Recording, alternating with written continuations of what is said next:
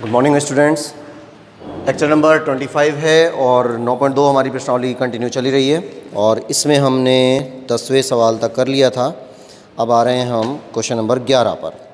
ठीक है, question number 11 देखिए कि पढ़िए पहले सवाल को कि ज्ञात कीजिए कि रेखा 3x + y = 9 बिंदुओं, एक बिंदु दिया हुआ है, 11वां क्वेश्चन है और कोई रेखाखंड है ये वाला और इसके निर्देशांक हम मान लेते हैं ये दिए हुए हैं 1, 3 और Q बिंदु है 2 और 7। ठीक है, तो एक रेखाखंड है और रेखाखंड के दो निर्देशांक हमारे पास हैं P और Q। P के निर्देशांक हैं 1, 3 और Q के निर्देशांक हैं 2 और 7। तो क्वेश्चन नंबर 11 और क्वेश्चन नंबर 12 बहुत ही इंपॉर्टेंट सवाल हैं। दोनों में से अक्सर पेपर में कोई ना कोई सा आता ही रहता है, तो थोड़ा सा इनके ऊपर ध्यान भी रखें कि किस तरह से हम इसको हल कर रहे हैं। दूसरी बात, फिर दिया गया है कि कोई रेखा है ना, कोई रेखा इसको काटती हुई जा रही है, ऐसे कोई रेखा इसको कट कर दी है, मध्य बिंदु से नहीं जा रही है, लेकिन मध्य बिंदु से नहीं है, कहीं से काटती हुई चली गई और उस रेखा का जो समीकरण है, यानी इस रेखा का जो समीकरण है वो 3x + y = 9 है। ठीक है, ये दिया हुआ है 3x + y = 9 बिंदु इससे होने वाली रेखाखंड किस अनुपात में विभाजित करती है। अब अनुपात पूछ रही है, तो अगर ये रेखाखंड इस तरह से गुजरता है और PQ रेखाखंड को काट देता है तो यहाँ पर कोई अनुपात बनेंगे, कोई अनुपात बनेंगे। अब वो अनुपात क्या बनेंगे वो हमें देखने हैं, तो अनुपात हम क्या मान लेते हैं K अनुपात 1। तो ये बात मैंने आपको पहले भी बताई थी कि अगर कभी भी अनुपात का कोई क्वेश्चन आता है तो या तो लैम्डा अनुपात 1 मानते हैं, है ना, जनरली लैम्डा अनुपात 1 ही माना जाता है, लेकिन आजकल यहाँ बुक्स वगैरह में और एग्जाम्पल्स वगैरह में इसमें भी K अनुपात 1 दे रखा है, तो आप K अनुपात 1 भी ले सकते हैं, कोई बड़ी बात नहीं है उससे। ठीक है, और ये जहाँ पर ये दोनों रेखाएं एक दूसरे को काट रही हैं उस बिंदु को हम R बिंदु मान लेते हैं और इसके निर्देशांक क्या ले लेंगे, x और y। ठीक है, अब इसमें काम शुरू कीजिए और यहाँ से हम x y का मान निकालते हैं। तो पहले हिंदी लिखते हैं कि माना बिंदु R, इसके निर्देशांक हैं x और y, रेखाखंड PQ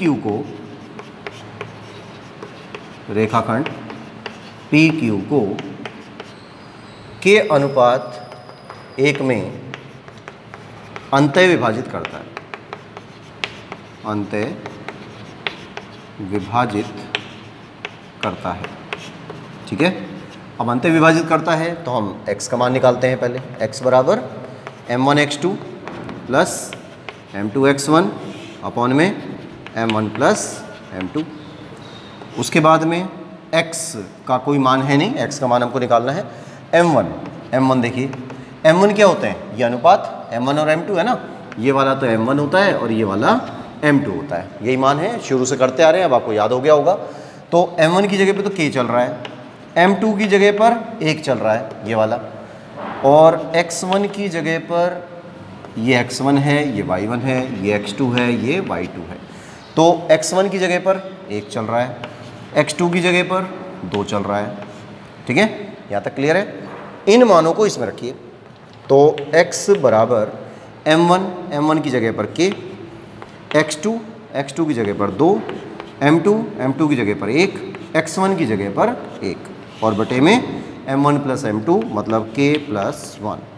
इनको सॉल्व किया तो x = 2k + 1 अपॉन k + 1। किसका मान प्राप्त हुआ, x का मान प्राप्त हुआ। ठीक है, अब देखो इसमें दो चीज़ें अज्ञात हैं, x भी नहीं है हमारे पास, x का मान भी ज्ञात करना है, और k भी राशि अज्ञात है, k का मान भी ज्ञात करना है। तो अगर दो राशियां कभी भी अज्ञात होती हैं तो उसको एज इट इज़ छोड़ा जाएगा, इन मानों को हम यहाँ पे रखेंगे, तब हमारे पास k की वैल्यू आएगी। ठीक है, अब यही काम y के लिए भी करना है, तो y का फॉर्मूला लगाया, y = m1y2 m2 y1 upon में m1 + m2। इसमें मान रखिए, तो y = m1।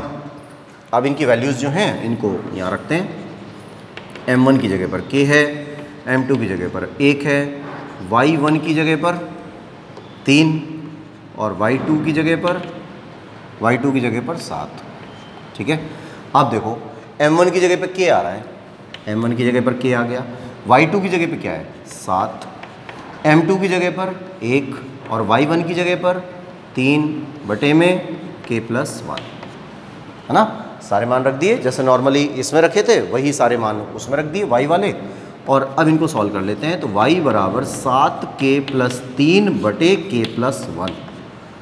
क्लियर, ये y का मान आ गया। तो ये हमने निकाला क्या है, हमने निकाला है r बिंदु के निर्देशांक, है ना। तो यहाँ लिख देंगे अतः बिंदु r। अब बिंदु r क्या होगा, बिंदु r है 2k+1 अपॉन में k+1 और 7k+3 और k+1, है ना। यहाँ तक बिंदु r ये है। अब यहाँ तक का तो काम कंप्लीट। अभी तक जो हम काम कर रहे थे वो यहीं तक का था। अब इससे थोड़ा सा और आगे चले गए। कितना आगे चले गए, अब थोड़ा सा चित्र को देखिए। इस रेखाखंड का बिंदु r है ना, PQ रेखाखंड का, PQ रेखाखंड का बिंदु भी r है। और ये जो रेखा आ रही है ना, इसके ऊपर भी बिंदु r है। तो इसका मीन्स क्या हुआ कि ये बिंदु जो r है वो दोनों रेखाओं पर स्थित है। वो इसके ऊपर भी है और इसके ऊपर भी है। तो इसका मतलब ये संगामी बिंदु हो गया इनका, या उभयनिष्ठ बिंदु हो गया। उभयनिष्ठ बोल सकते हैं इसको कि ये उभयनिष्ठ बिंदु है। और उभयनिष्ठ बिंदु दोनों का होता है, इसका भी होता है और इसका भी होता है। उभयनिष्ठ का मतलब क्या है, जो दोनों पे स्थित हो। तो इस बिंदु के, इस रेखा के आधार पे तो हमने बिंदु के निर्देशांक निकाल लिए, ठीक है। r के निर्देशांक हमारे पास आ गए ये वाले। और इस रेखा पर भी तो बिंदु r स्थित है ना। तो ये बिंदु r इस रेखा को संतुष्ट करेगा। तो यहाँ लिख देंगे कि बिंदु r उभयनिष्ठ बिंदु है, उभयनिष्ठ बिंदु है। अतः यह रेखाखंड, रेखाखंड नहीं रेखा, अतः यह रेखा 3x + y और बराबर 9 को संतुष्ट करेगा, ठीक है। संतुष्ट करेगा, संतुष्ट करेगा। तो इसका मतलब इसकी जो वैल्यूज़ हमारे पास आई हैं उनको इनके अंदर रखा जा सकता है। अब इनको रख देते हैं। तो 3x की जगह पर 2k+1 बटे में k+1 और प्लस y की जगह पर 7k+3 और k+1 बराबर 9। इनको हल करिए, इनको गुणा करते हैं। तो 6k+1 6k+3, ये 3 से गुणा हुआ ना, तो 6k और यहाँ से गुणा कर दिया तो 3 हो गया। और k+1 एज इट इज़ चल रहा है, प्लस 7k+3 बटे में भी k+1 और बराबर 9 चल ही रहा है, ठीक है। अब यहाँ तक नोट करिए आप, क्योंकि अब जगह ख़त्म तो मुझे यहाँ से मिटाना होगा। इसको नोट करते हैं और उसके बाद फिर इसको मिटा देते हैं।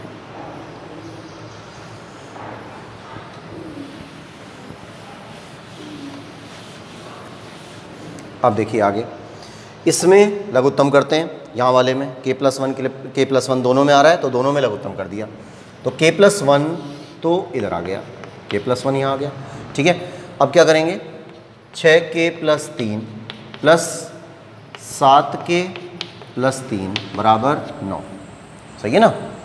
अब इनको जोड़ लेते हैं और ये जो k+1 है ना, इसको यहाँ भेज देते हैं। तो 6k और 7k ये तो हो गए 13k, 6k और 7k ये मिलकर 13k हो गए। 3 और 3 6 हो गए बराबर 9 × k+1। ये k+1 उधर गया, 9 से गुणा हो गया। यहाँ आ जाता है 13k + 6 और 9k + 9, 9k को इधर भेज दिया, 13k - 9k, 9 6 उधर आ गया। अब 13 में से 9 गए 4k, 6 में से ये 9 में से 6 गए 3 बच गए। तो k का मान क्या आया, 3/4। तो k का मान 3/4 आया है। इसका मीन्स क्या हुआ कि इसका जो अनुपात माना जाएगा ना वो 3:4 माना जाएगा। तो अतः अनुपात क्या हो गया, 3:4। ये आंसर हो गया इसका। ये ब्रैकेट में भी लिखने की ज़रूरत नहीं है, इसको आप वैसे ही लिख सकते हैं ऐसे कि 3:4 हो गया, बस ये आंसर हो गया। तो काफ़ी इंपॉर्टेंट सवाल था, इसको ढंग से करना है। और अक्सर ये साल 2 साल बाद पूछा जाता है, रिपीट होता रहता है, तो उसको ढंग से करिएगा। और अगर ये पेपर में क्वेश्चन कोई आता है कभी कभार तो कई बार संख्या भी बदल देता है ना, तो रेखा का समीकरण बदल सकता है या ये वाले जो बिंदु हैं इनको बदल सकता है, तो प्रोसेस आपको आना चाहिए, बाकी संख्या कुछ भी हो कोई फ़र्क नहीं पड़ता। इसके बाद आ जाएं नेक्स्ट पर, क्वेश्चन नंबर 12। क्वेश्चन नंबर 12 पढ़िए जब तक, देखिए क्या आ रहा है 12वें में।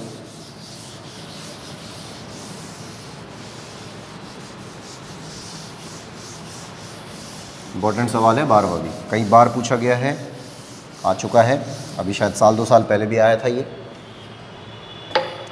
इसमें क्वेश्चन नंबर 12 में सवाल पढ़ते हैं पहले कि वह अनुपात ज्ञात कीजिए जबकि बिंदु -3 और P बिंदुओं -5, -4 और -2, 3 को अंत विभाजित करता है। तो पहले तो चित्र बनाइए। बार बार यही बात बोल रहा हूँ कि अगर चित्र आपका बन जाता है तो इसका मतलब ये समझ लीजिए कि आपका आधा काम कंप्लीट, अगर चित्र सही बन गया तो एक बिंदु है -3 और P, बीच में है कहीं पर -3 और P, और इस बिंदु को हम R मानेंगे, ठीक है, और -5 और -4, -5 और -4 ये P बिंदु के निर्देशांक है। फिर -2 और 3 है, ये Q बिंदु के निर्देशांक है, अंत विभाजित करता है।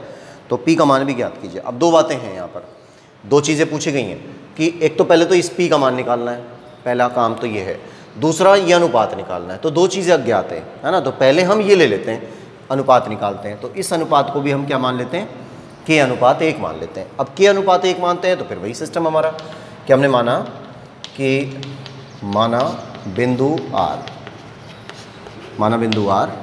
-3 और P है, रेखाखंड PQ को K अनुपात 1 में अंतः विभाजित करता है, K अनुपात 1 में अंतः विभाजित करता, ठीक है।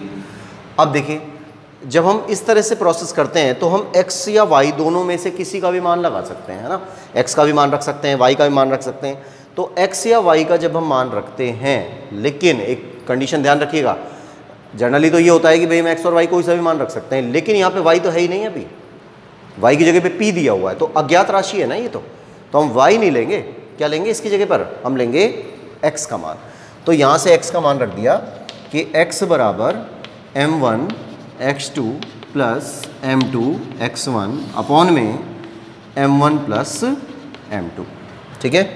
अब जो मान है हमारे पास उन मानों को रखते हैं, जैसे x का मान है हमारे पास, ये वाला x का मान है, ये y का मान है, ये x1 है, ये y1 है, ये x2 है, ये वाला y2 है, और ये वाला बिंदु जो k है उसको m1 लेंगे और 2 की जगह पर m2 लेंगे। इसमें मान रखिए x की जगह पर आ जाता है -3, x1 की जगह पर आ जाता है -5, x2 की जगह पर आ जाता है -2, और m1 की जगह पर आ जाता है k, और m2 की जगह पर आ जाता है 1, सही है, ये मान रख देते हैं। तो x की जगह पर तो आ गया -3, m1 की जगह पर आ गया k, x2 की जगह पर आ गया -2, m2 की जगह पर 1, x1 की जगह पर -5, और अपॉन में m1 प्लस m2 मतलब k प्लस 1। बात समझ में आ रही होगी, कोई प्रॉब्लम नहीं है, वही पुराने वाले क्वेश्चंस की तरह चल रहा है, लेकिन यहाँ पे बस ये नया काम आ गया है। k प्लस 1 को उठा के इधर भेज देते हैं, तो -3 और k प्लस 1, सही है। इनको गुणा कर लेते हैं तो -2k, इनको गुणा कर लेते हैं, माइनस का 5 आ गया, फिर इनको अंदर गुणा किया इसको -3 को, तो -3k -3 बराबर -2k -5, ठीक है। -2k को इधर भेज देते हैं और ये जो -3 है इसको इधर भेज देते हैं, पक्षांतरण कर देते हैं। तो -3k तो यहाँ पे है ही, -2k इधर ले आए तो प्लस का 2k हो जाएगा, -5 यहाँ पहले से ही है, -3 को उधर भेज दिया तो प्लस का 3 हो गया। फिर इनको हल करेंगे, घटा लेंगे तो माइनस का k बच गया, इनको घटा दिया तो माइनस का 2 बच गया, सही है। माइनस से माइनस कट गया और k का मान कितना आया, k का मान 2 आया। तो अनुपात क्या बना भाई, 2 आया, 2 के बटे में कुछ थोड़ी है, 2/1 लिख सकते हैं ना, 2/1 लिख सकते हैं। इसका मतलब अतः अनुपात 2:1 होगा। तो पहला आंसर तो हमारा ये हो गया कि भाई जो अनुपात आ रहा है हमारे पास, जिसको हमने k अनुपात 1 माना था, अब वो कितना है 2 अनुपात 1। तो k का मान हमको 2 प्राप्त हुआ है, हमने यहाँ पे k का मान रख दिया, अनुपात बन गया। हो गया क्लियर यहाँ तक। उसके बाद में अब नेक्स्ट क्वेश्चन चालू हुआ कि भाई p का मान भी निकालिए। अब p क्या है, y है, y है ना। तो x के आधार पे तो k का मान निकल गया, अब y का मान रखेंगे तो p का मान निकल जाएगा। अब y वाला फॉर्मूला रख देंगे, तो y बराबर m1 y2 plus m2 y1 बटे में m1 प्लस m2। ठीक है, मान रखिए इसमें। अब देखिए पहले एक बार क्या क्या चीज़ें हैं हमारे पास कि y की जगह पर तो p दे रखा है, p का मान निकालना है तो y की जगह पे p का मान रखेंगे। m1 की जगह पर 2 आएगा, m2 की जगह पर 1 आएगा, और y1 की जगह पर क्या है माइनस का 4, माइनस 4 आ गया। y2 की जगह पर क्या चल रहा है, y2 की जगह पे 3 चल रहा है, ये 3 आ गया। ठीक है, सारे मान रख दिए। अब इसमें वैल्यूज डालिए, तो y की जगह पर p, m1 की जगह पर 2, y2 की जगह पर 3, m2 की जगह पर 1, y1 की जगह पर -4 है ना, और m1 प्लस m2 की जगह पर 2 प्लस 1। अब ये मत लिख देना अब k प्लस 1, अब k रखने की जरूरत नहीं है, सीधा 2 प्लस 1 रख देंगे। इसको सॉल्व कर दिया, p बराबर ये तो हो गया 6, ये हो गया -4, यहाँ से आ गया 3, तो p बराबर 2/3 आ गया। तो p की वैल्यू निकालनी थी और p की वैल्यू कितनी आ गई 2/3। बस ये हमारा आंसर हो गया। तो इसमें 2 सवाल थे कि सबसे पहले तो अनुपात निकालिए, k का मान निकालिए, फिर उसके k के मान के बाद में p का मान निकालिए। ठीक है, तो ये हमारी प्रश्नावली 9.2 समाप्त हो गई। और अब हम कर रहे हैं विविध के क्वेश्चन, जितना भी टाइम हमारे पास है। और प्रयास आप ये करिएगा, मैं कई बार आपको बोल चुका हूँ कि विविध कोई नई प्रश्नावली नहीं होती, जो काम आपने किया है उसी से संबंधित एक रिवीजन कार्य होता है। तो विविध प्रश्नावली को आप खुद करने का प्रयास किया करिए। ठीक है, कोशिश करें, अगर आप विविध प्रश्नावली खुद कर लेते हैं ना, तो हम ये मान सकते हैं कि भाई आपको ये सारी चीज़ें समझ में आ चुकी हैं। लेकिन अगर फिर भी कोई दिक्कत आ रही है तो हम कर रहे हैं उस चीज़ को। ठीक है, इसको नोट करिए, जब तक फिर हम नेक्स्ट करते हैं।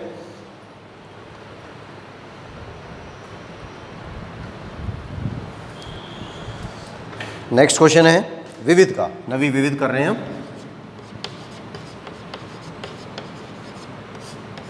अब देखिए विविध में क्वेश्चन नंबर फर्स्ट, तो ये एक नॉर्मल काम है सारे, इनको अब आप रिवीजन की तरह से करते जाएंगे। कुछ जो होंगे लॉजिकल क्वेश्चन वो मैं करूँगा, बाकी फिर आपको ही करना है। तो जैसे क्वेश्चन नंबर पहला है, इसको पढ़िए कि बिंदु 3, 4 की y अक्ष से दूरी होगी। अब देखिए ऐसे क्वेश्चन कई बार पेपर में पूछे गए हैं कि एक बिंदु 3, 4 है ना, y अक्ष से दूरी पूछ रहा है।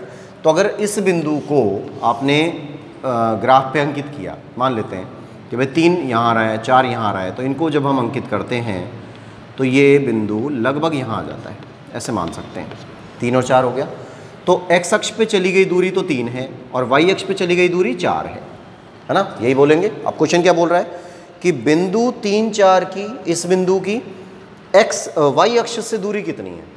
देखिए यहाँ पे है ही बिंदु, y अक्ष यहाँ पे है, तो इस y से कितना दूर है, ये कितना दूर है, इतनी दूरी पे है। जितनी दूरी यहाँ आ रही है वही दूरी तो यहाँ बनेगी, है ना। तो कितना दूर है, 3 इकाई की दूरी पे है। तो इसका आंसर क्या हो जाएगा, 3 इकाई।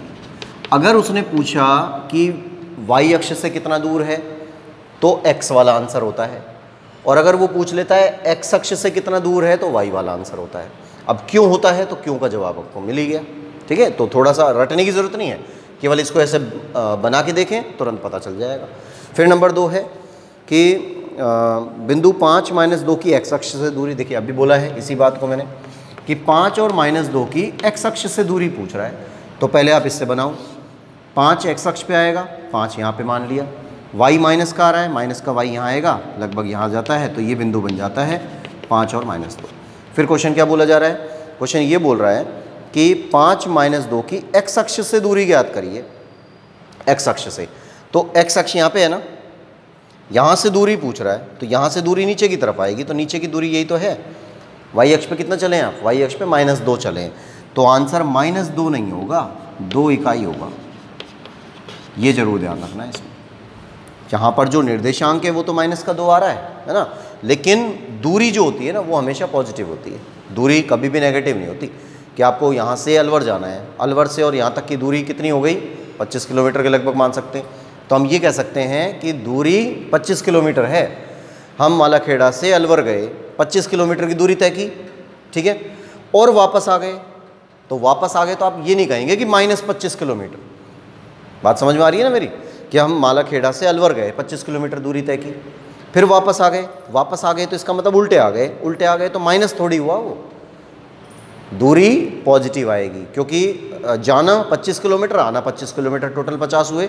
तो यहाँ थोड़ा सा आपको ध्यान रखना है, दूरी कभी भी नेगेटिव नहीं आती है। अगर आपसे पूछता है कि निर्देशांक क्या होंगे, तब तो आप -2 बोलेंगे, लेकिन अगर आपसे पूछता है कि दूरी क्या होगी, तो दूरी हमेशा 2 इकाई होगी, पॉजिटिव होगी, ठीक है। देख लीजिए इसमें कौन सा ऑप्शन आ रहा है, वो राइट होगा। फिर उसके बाद आते हैं कि नंबर 3 है, बिंदु 0,3 और -2 और 0 के बीच की दूरी ज्ञात कीजिए। अब इसको मैं नहीं कर रहा हूँ, ये मैं आपको खूब डिटेल में बता चुका हूँ सारी बातें, कि 2 बिंदुओं के बीच की दूरी का फॉर्मूला था। इन बिंदुओं को, फॉर्मूले को आप लगाएंगे, हल करेंगे, आ जाएगा आंसर। इसी तरीके से नंबर 4 है कि -2 1, 2 -2 और 5 2 शीर्ष वाला त्रिभुज है, समकोण त्रिभुज है, समद्विबाहु है, समबाहु है, कौन सा है?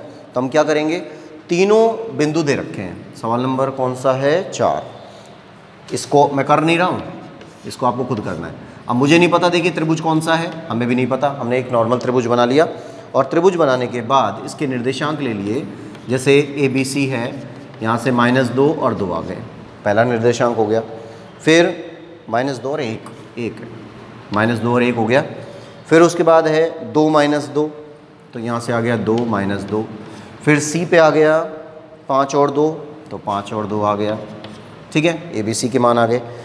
शीर्ष वाला त्रिभुज होगा, तो पहले आप AB का मान निकालेंगे, है ना, दोनों बिंदुओं के बीच की दूरी निकालेंगे। फिर BC का मान निकालेंगे, दोनों बिंदुओं के बीच की दूरी निकालेंगे। फिर AC का मान निकालेंगे, ठीक है। तीनों दूरियों को आप निकाल लेंगे। जब तीनों दूरी आप निकाल लेते हैं, फिर आप ये देखेंगे, अब 3 ऑप्शन है, देखिए हमारे पास, एक तो है समकोण त्रिभुज का, एक समबाहु का और एक समद्विबाहु का। तो जैसे ही ये दूरियां निकलेंगी, अगर ये तीनों दूरी बराबर हुई, तब तो समबाहु आंसर होगा। अगर इनमें से कोई सी भी 2 भुजाएं बराबर हुई, तो समद्विबाहु आंसर होगा। लेकिन अगर ऐसा कुछ भी नहीं हुआ, तो आप ये करके देखना कि सबसे बड़ी भुजा का वर्ग शेष दोनों भुजाओं के वर्गों के योग के बराबर है क्या। पाइथागोरस प्रमेय लगाएंगे, मतलब, है ना। तो 3 नाप हमारे पास आएंगी। उन 3 नापों में अगर तीनों नाप बराबर आ गई, अब इसको आप करके देखेंगे, जब भी पता चलेगा कि हमने तीनों नाप अगर हमारे पास बराबर आ गई, तो हम ये कह देंगे कि ये समबाहु है। 2 नाप बराबर आ गई, कोई सी भी 2 नाप बराबर हो सकती हैं, तो हम समद्विबाहु बोल देंगे। लेकिन अगर ऐसा नहीं हुआ, तो हम एक काम और करेंगे, क्योंकि तीसरा ऑप्शन है समकोण का, तो पाइथागोरस प्रमेय लगा के देखेंगे कि सबसे बड़ी भुजा का वर्ग शेष दोनों छोटी भुजाओं के वर्गों के योग के बराबर है क्या। अगर ऐसा होता है, तब तो ये समकोण त्रिभुज होगा। और बाई चांस ऐसा भी नहीं होता इसके अंदर, तो फिर आप लिख देंगे ऑप्शन नंबर 4, है ना, कि इनमें से कोई नहीं, ठीक है, ये हो जाएगा। फिर नंबर 5 पे आ जाइए। 5वां है कि 4 बिंदु दे रखे हैं। देखिए 5वां सवाल को पढ़िए कि हमें 4 बिंदु दे रखे हैं, 1 -1 1, 0 -3, 5 2 और 4 6 से निर्मित चतुर्भुज होगा। चतुर्भुज कैसा होगा? वर्ग होगा, आयत होगा, समचतुर्भुज होगा या समांतर चतुर्भुज होगा। तो इसकी डिटेल एक बार दोबारा सुन लीजिए, क्योंकि इसके बारे में मैंने पहले भी बताया था आपको कि समचतुर्भुज और वर्ग, आयत और समांतर चतुर्भुज ये मिक्सअप रहते हैं। जैसे आयत है, तो आपने चारों भुजाओं का मान निकाल लिया। इस तरह से हमने कोई आकृति बना ली, चतुर्भुज बना लिया, AB का मान निकाला, BC का मान निकाला, CD का मान निकाला, DA का मान निकाला, 4 भुजाएं निकाल ली। हो सकता है 4 भुजाओं में आमने सामने की भुजाएं बराबर आ जाएं। क्या आएगा वो तो आप निकालेंगे जब पता चलेगा, है ना। हो सकता है कि आमने सामने की भुजाएं बराबर आ जाएं। तो यही काम समांतर चतुर्भुज में भी होता है। ऐसे ही समांतर चतुर्भुज भी तो यही होता है, इस तरह का। तो इसमें भी आमने सामने की भुजाएं बराबर होती हैं, इसमें भी आमने सामने की भुजाएं बराबर होती हैं, दोनों में होती हैं। तो हमें कैसे पता चलेगा कि आयत है कि समांतर चतुर्भुज है? फिर हम निकालेंगे विकर्ण के मान। ये विकर्ण निकाला, BD और AC। अगर विकर्ण बराबर हैं, BD बराबर AC, अगर बराबर आ गया जब, तो आयत है। और अगर ये बराबर नहीं आए, या तो आप देख लो, तुरंत दिख रहा है कि BD और AC बड़ा है, BD छोटा है ना। तो अगर AC not equal to BD बनता है, तो हम इसको कह देते हैं कि ये समांतर चतुर्भुज है। क्या मीन्स हुआ इसका? कि हम चारों भुजाएं निकाल कर देखेंगे, अगर चारों भुजाएं बराबर आ जाती हैं, चारों भुजाएं बराबर आ जाती हैं ना, तब तो वर्ग भी हो सकता है और समचतुर्भुज भी हो सकता है। इसकी कंडीशन मैं समझा चुका हूँ पहले आपको कि चारों भुजाएं इसमें भी बराबर होती हैं। तो अगर चारों भुजाएं बराबर हैं तो इन दोनों में से कोई सा एक होगा, और अगर आमने सामने की भुजाएं बराबर आती हैं तो इन दोनों में से कोई सा एक होगा। अब इनका पता कैसे लगाएंगे कि वो आयत है या समांतर चतुर्भुज है? तो हम इनके विकर्ण के मान भी निकालेंगे। विकर्ण के मान निकालते हैं, दोनों विकर्ण यदि बराबर आ गए, दोनों विकर्ण यदि बराबर आ गए तब तो हम कह देंगे कि ये एक आयत का चित्र है, और अगर दोनों विकर्ण बराबर नहीं आए तो हम ये कह देंगे कि ये समांतर चतुर्भुज है। इसी प्रकार से अगर चारों भुजाएं बराबर आ जाती हैं तो फिर ये वर्ग भी हो सकता है और ये समचतुर्भुज हो सकता है। फिर हम इनके विकर्ण निकालेंगे, इसके विकर्ण निकालेंगे। अगर विकर्ण बराबर हैं तो वर्ग होगा, विकर्ण बराबर नहीं हैं तो समचतुर्भुज होगा। ठीक है, तो ये डिटेल हम पहले कर चुके हैं, इनको अब आप पूरा करेंगे। तो इस तरह से क्वेश्चन नंबर 5 होगा। उसके बाद आते हैं क्वेश्चन नंबर 6 पर कि बिंदुओं 0 0 2 0 0 2 से समान दूरी वाला बिंदु निकालना है। चलिए इसको मैं करा दूंगा आपको, ये आप रहने देना। ये थोड़ा सा एक क्वेश्चन बड़ा भी है और वैसे खैर थोड़ा सा प्रोसेस होगा, ज़्यादा नहीं। पर यहाँ अभी मैं देख रहा हूँ कि टाइमिंग जो है वो 26 मिनट हो चुके हैं, तो 4 मिनट में ये नहीं हो सकता, तो इसको आप रहने देना। नेक्स्ट वीडियो पे मैं इसको करा दूँगा। नंबर 7 पे आ जाइए। 7वां है बिंदु 5 0 और 0 4 को मिलाने वाले रेखाखंड का बिंदु P 2:3 के अनुपात में अंत विभाजित करता है, तो P के निर्देशांक ज्ञात करिए। तो ये आप कर लेंगे, कोई बड़ी बात नहीं है। मध्य बिंदु, वो उसका मध्य बिंदु क्या मतलब अंत विभाजन करने वाला बिंदु है P, उसका नाम P दे दिया, उसके मान निकालने हैं, ये आप करेंगे। नंबर 8 है संरेख हैं। देखिए इसको भी आप छोड़ देना अभी, है ना, इसको मैं कराऊंगा। तो ये क्वेश्चन नंबर 6 है, इसको मैं कराऊंगा, और एक क्वेश्चन नंबर 8 है, इसको भी मैं ही कराऊंगा। तो ये दो सवाल हैं, इनको आप रहने देंगे, इसी हिसाब से करेंगे। थोड़े से बड़े भी हैं, थोड़ा समझाने का भी है, नया प्रोसेस है थोड़ा सा, इनको हम करेंगे। टाइमिंग की शॉर्टेज है, नहीं तो इसको अभी कर लेते। उसके बाद 9वें नंबर पे आ जाइए कि बिंदुओं 3A, एक बिंदु दिया हुआ 3A और 4A के बीच की दूरी √10 है, तो ये का मान बताइए। अब दूरी दे रखी है ना, तो जहाँ आप दो बिंदुओं की दूरी का फॉर्मूला वो सूत्र लगाते हैं, उसमें जो मान है वो √10 दिया हुआ है, तो दोनों तरफ वर्ग कर देंगे तो 10 हो जाएगा, और फिर उसको सॉल्व करेंगे, करके देखना, और कोई दिक्कत आए तो बताना मुझे।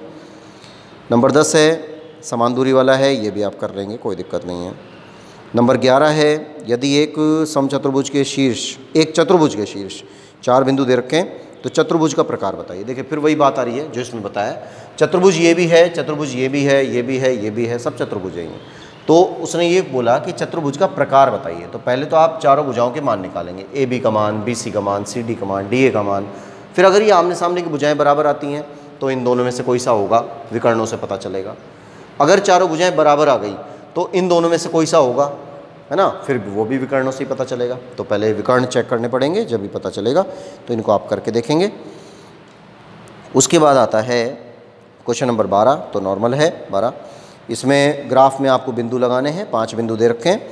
5 बिंदुओं से आपको एक आकृति प्राप्त करनी है, वो ग्राफ में आप अंकित करके देखेंगे। इसको रफली ग्राफ बना लेना, उसमें अंकित करके देखना इसमें क्या आता है। नंबर 13 है बिंदु 1 2 6 7 को मिलाने वाले रेखाखंड को बिंदु ये किस अनुपात में विभाजित करता है। अब देखिए किस अनुपात में विभाजित करता है, तो इतनी देर से हम इसी प्रकार के सवाल कर रहे थे।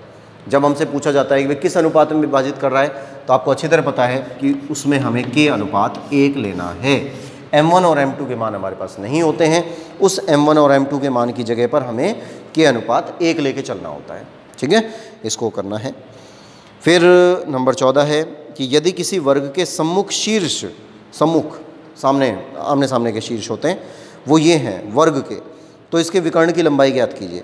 अब देखिए विकर्ण बनाना है, सम्मुख शीर्ष दे रखे हैं, आमने सामने के बिंदु दे रखे हैं, तो विकर्ण की लंबाई चाहिए। अब विकर्ण की लंबाई कहाँ से निकाल लेंगे, विकर्ण की लंबाई कैसे निकालेंगे भाई, ये बिंदु दे रखा है, ये बिंदु दे रखा है, तो दो बिंदुओं के मध्य की दूरी तो है ही है ना, सीधा हो गया। विकर्ण की लंबाई वाला फॉर्मूला मत लगा देना जो 16वीं प्रश्नावली में किया था हमने, कि कहीं आप ये सोचे कि भाई विकर्ण की लंबाई का कोई फॉर्मूला होगा अलग से, जैसे आयतन और क्षेत्रफल वाली प्रश्नावली में आया था, ऐसा कुछ नहीं है। एक बिंदु ये दे रखा है, एक बिंदु ये दे रखा है, दोनों के मध्य की दूरी का फॉर्मूला लगाइए और आंसर सीधा। ठीक है। नंबर 15 है यदि एक विकर्ण की लंबाई हो गई 15, हाँ, एक रेखाखंड का सिरा 4 और 0 है और मध्य बिंदु 4 1 है, तो रेखाखंड के दूसरे सिरे के निर्देशांक निकालिए। ये भी सिंपल हो जाएगा कि एक रेखाखंड है उसमें जैसे ये ए बिंदु है, ये बी बिंदु है, ये सी बिंदु है, तो आपसे इसके निर्देशांक पूछ रहा है, सी के मान पूछ रहा है, इसका मान दिया हुआ है, इसका मान दिया हुआ है, सूत्र वही लगेगा मध्य बिंदु वाला x1 + x2/2 वाला। तो हमारे पास ये x2 के मान नहीं दे रखे, x2 और y2 के, इनके मान आप निकाल लेंगे और इस चीज़ को हल करेंगे और आंसर आ जाएगा। ठीक है।